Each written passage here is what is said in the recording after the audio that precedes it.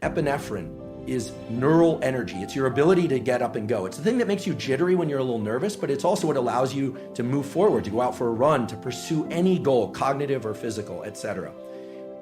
Epinephrine, which is also adrenaline, those are the same thing, is literally manufactured from the molecule dopamine. If you look at the biochemical cascade, it is dopamine is converted into adrenaline, which is the basis of all energy, all neural energy. Right. And so, including thinking.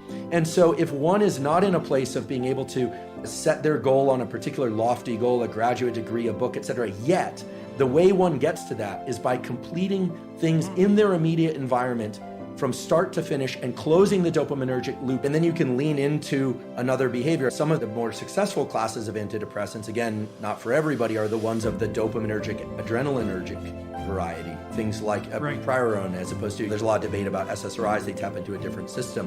The cognitive appraisal is critical because, again, with the prefrontal cortex being so critical in establishing which of these loops gets repeated, the cognitive appraisal is critical. I'm somebody who can get things done, even if they're small. Think about the animal that's foraging for food. They go down one path, they're surprised they find food. They go down another path, they're sure they're on a scent. They are sure, and then they get nothing.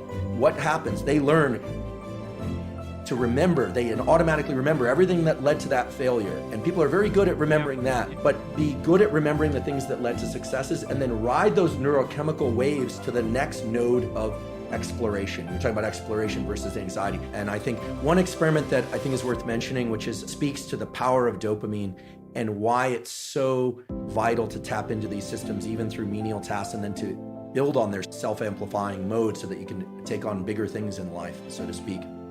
Positive goals, is there's a classic experiment now that's been done in humans and in animals where you take two rats, separate cages, or you could do this with humans where they're naturalistic conditions where one of the rats or humans actually has their dopamine depleted. In humans, this happens through Parkinsonian things or the ingestion of drugs which accidentally deplete the dopaminergic neurons. And what you find is that if you give them an opportunity to experience something pleasurable, hit a lever and get a pellet of food, or people to access some very tasty food, both people with dopamine and with very depleted dopamine, animals with dopamine or without dopamine, will eat the food.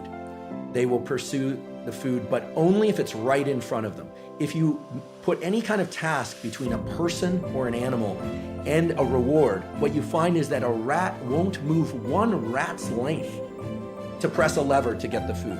So they are able to experience pleasure, but what they are unable to do is to embark on any kind of effort to achieve that pleasure. And sometimes people will experience tremendous anxiety in pursuit of their rewards. The social situation or the goal or the book, or people imagine failure like crazy, as I'm sure you've all heard and seen.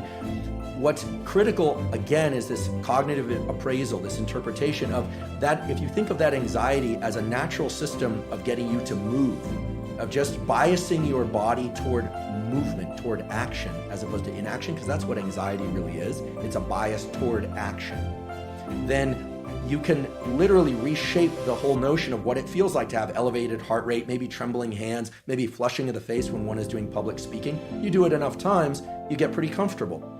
Now, there are situations in life, I should just mention, such as sleep deprivation, or in particular, that tend to make this whole set of systems with prefrontal cortex and limbic stuff and ACC and insula regulated. It makes it harder to manage. That goes without saying. The quickest way to peel somebody apart is to sleep deprive them for 2 or 3 nights. One night, you're probably fine. Right. All the basics of self-care, of good nutrition, social connection, sleep, exercise, sunlight, those still apply.